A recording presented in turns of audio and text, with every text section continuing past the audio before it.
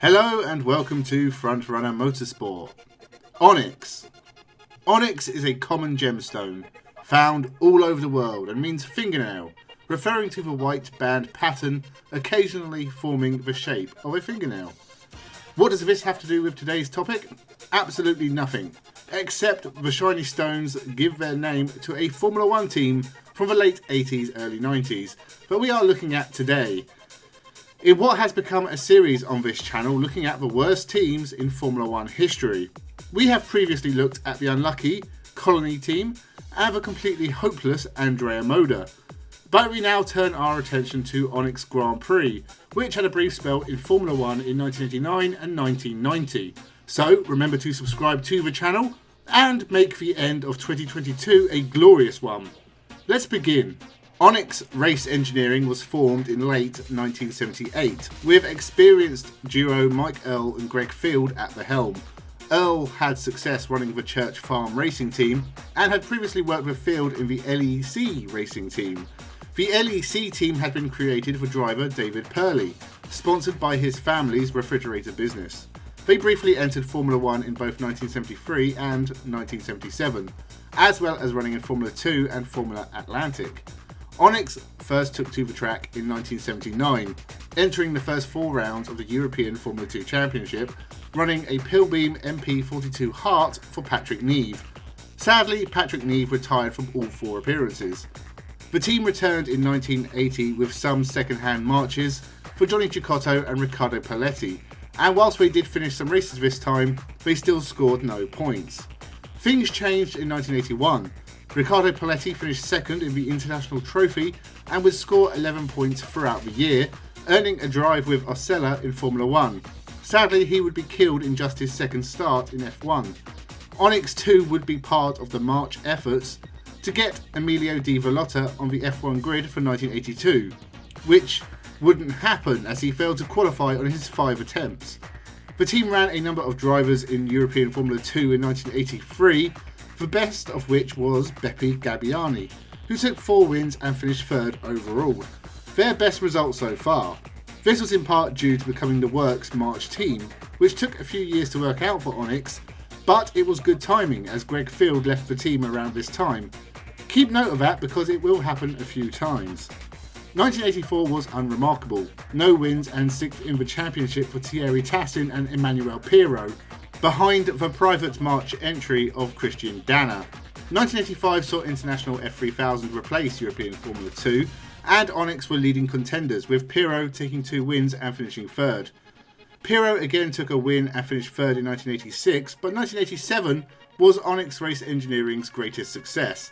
Stefano Modena would win the championship, earning himself a future in Formula 1, and convincing Onyx that their future also lay in Formula 1. For 1988, they remained in International F3000. They had an underwhelming year with Volker Wiedler, but it didn't matter because all eyes were on their Formula 1 debut in 1989. Surely this successful junior Formula team with Works March backing could do something in Formula 1. Things started off sensibly enough. Paul Shakespeare purchased the team and brought with him a wheelbarrow of cash to get them started. They had backing from Marlboro, a new team manager, a unique chassis being built, Goodyear tyres and Ford V8s. They chose an experienced Stefan Johansson and a young Bertrand Gachot. It was all looking good for a solid debut year for Onyx. And then came Jean-Pierre Van Rossum, a Belgian stock market entrepreneur and as mad as a box of frogs in a tumble dryer on Mount Everest. He brought major sponsorship from his investment company and possibly fraudulent Moneytron, who was also the personal sponsor for Bertrand Gachot. Pretty soon Van Rossum owned the team. Things started badly. The cars were only finished the morning of the team launch and had to be shipped to Brazil straight after. They failed to qualify for the first 3 races, although both Gachot and Johansson were unlucky to miss out at various races. Stefan Johansson was the first to qualify for a race, round 4 in Mexico. He retired, which was their next obstacle to overcome. The next round was in the USA and Greg Field returned as team manager, with Johansson again qualifying but failing to finish. He then destroyed his airgun rig at the Canadian Grand Prix. The team really started to find their feet at the French Grand Prix. Whilst Van Rossum was buying jets for huge sums of money, his drivers were flying to 11th and 13th on the grid, and Johansson even finished in the points. But as things improved on the track, they were getting out of hand off the track, and mostly in relation, once again, to Jean-Pierre Van Rossum. There was the infamous Porsche incident. Van Rossum, who was already bemoaning the cost of Formula 1, let it be known that a deal with Porsche for engines was in the works. Porsche decided they didn't like this, and pulled out of the deal, eventually ending up with footwork, and given the engines were terrible, Onyx may have accidentally pulled off a masterstroke. Van Rossum, in protest of Porsche's decision, drove his own personal Porsche into town and set fire to it. That'll show him. He was also reluctant to pay bills and pay for testing, so the car didn't develop. When Bertrand Gachot moaned about this fact, Van Rossum sacked him and replaced him with JJ Leto.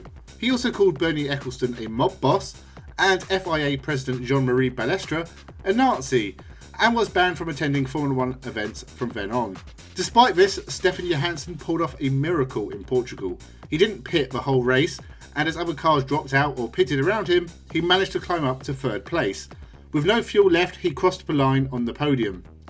Onyx's second ever points in Formula 1, and also their final points. Johansson failed to qualify for the last 3 races, and JJ Leto, who was putting in decent performances, only qualified for Spain and Australia and retired from both. Despite the madness behind the scenes, Onyx had finished 10th in the Constructors. A good effort, and one that meant they wouldn't have to pre-qualify in 1990. But that did not solve other problems within the team, mostly Van Rossum, who was not putting money where his silk-laden arse is. This led to Mike Earl and Greg Field both quitting the team along with others. With no engine deal in place, Jean-Pierre Van Rossum then sold up to 3 Swiss businessmen, Peter Monteverdi, Carl Foytek and Brune Fry. They instantly rehired Mike Earl, causing his replacement to quit. Mike Earl then quit again, along with the last remaining senior members of the team. Also, Onyx had not paid Goodyear for tyres used in 1989, so the new owners had to settle that bill or be refused tyres in 1990. The new car was also not ready for the start of the season, and so for the first couple of races they used the 1989 car. JJ Leto remained with the team to eventually be partnered by Carl Foytek's son, Gregor Foytek. But he was contracted to race for Brabham at the opening 2 rounds, so Stefan Johansson remained in the seat, destroying 2 chassis in the process. He was replaced at the San Marino Grand Prix by Gregor Foytek and tried to sue the team for breach of contract. Meanwhile, former team manager Alan Jenkins was trying to get a court injunction to stop Peter Monteverdi from moving the team's base of operations. On the track, things did improve slightly.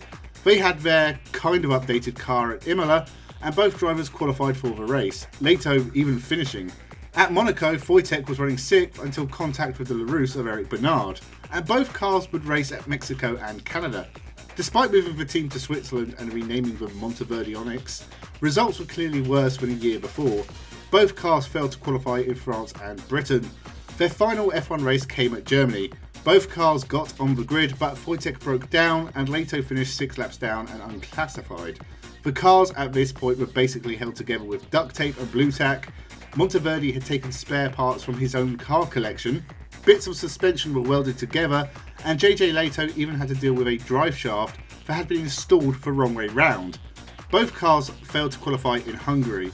Carl Foytek withdrew his money and banned his son from racing these really dangerous, fragile cars. The team folded soon afterwards. The sad thing is, this could have worked. There was a good baseline to work upon from their first season in 1989, but the completely mental Van Rossum and his Swiss replacements drove the competent people out of the team and just sank it into the ground with their own controversies and ridiculous decisions. If not for Van Rossum's antics, then Onyx could have had a works Porsche deal. If they could have made it work, that could have been a leap forward into becoming a midfield team with more investment. Instead, money issues and bad management killed Onyx Grand Prix dead. So what happened to everyone in the aftermath? Well, you'll be glad to know Jean-Pierre Van Rossum never really got less mental. He was investigated for various acts of fraud in 1991, sentenced to 5 years in prison. He wrote a book, which I reckon is an amazing read. He formed a political party called Rossum and actually managed to get free seats for them in Parliament, apparently by offering constituents free houses and cars and whatnot. Also, the reason he did this is because MPs in Belgium apparently can't go to prison or be investigated or something. He also called the Dutch Prime Minister a dick on TV and died in 2018 at the age of 78. Peter Monteverdi tried to restart his long-dead car brand with the actually very good-looking Monteverdi High 650 F1, but it never happened and he died in 1998. Carl Wojtek, who was the sensible one, who banned his son from racing for Onyx, died just a few years ago. As for Brune Fry, I have no information about him whatsoever. He may not have existed, quite frankly. Greg Field had a very successful career in motor racing after leaving Onyx. He would work with Lotus and Brabham just as those teams were dying out. He started his own transporter business that moved show cars around for Formula 1 teams. He was then hired by Benetton, headhunted by BAR, and then fired after the disastrous start to the 1999 season. And finally, Mike Earl. Having had a very long and successful career in motorsport, the end of Onyx was a bit of a shambles for him. He formed Arena Motorsport and went touring car racing in 1999, running an independent Renault Laguna for Russell Spence and Will Hoy. After approaching Honda about running an independent team, they gave him full works backing for 2002. Alan Morrison and Andy Prix would each take a win, before Matt Neal joined and took 6 wins in 2003. The team even finished second in the Constructors' Championship. Tom Chilton scored 5 wins over the next couple of years, but Arena left the BTCC and did some sports car racing, and even won a few A1 Grand Prix races with Narain Kartikeyan, before returning to the British Touring Cars in 2009 with Team Aon Ford. In 2010 they became the first team to run with LPG gas, and they took 7 wins between Tom Chilton and Tom Onslow Cole, again finishing second in the team's standings. In their final year in the series, Tom Chilton took a couple of wins and joined Arena and James Nash in the World Touring Cars for 2012. It wasn't a great season and the team folded shortly afterwards. Michael then tried to resurrect the Onyx name, first with a Ford Fiesta entry in the World Touring Cars in 2014 that never happened, and a Ford Focus in TCR that was sold to Pro Team and did run. I don't think they exist anymore, and Michael is very old, but still alive. So that was the history of the Onyx Formula 1 team. If you enjoyed the video, make sure you leave a like and subscribe to the channel for more motorsport themed content. I recommend a podcast Mike Earl did with the Motorsport Magazine YouTube channel about 7 years ago. It's really funny and it has more great stories about Van Rossum. Also, Moneytron have a website in tribute to the Belgium nutjob, selling retro merch. I'm sure it's a scam somehow, but I will put a link to both in the description. Make sure you subscribe. Thank you for watching, and have a good one.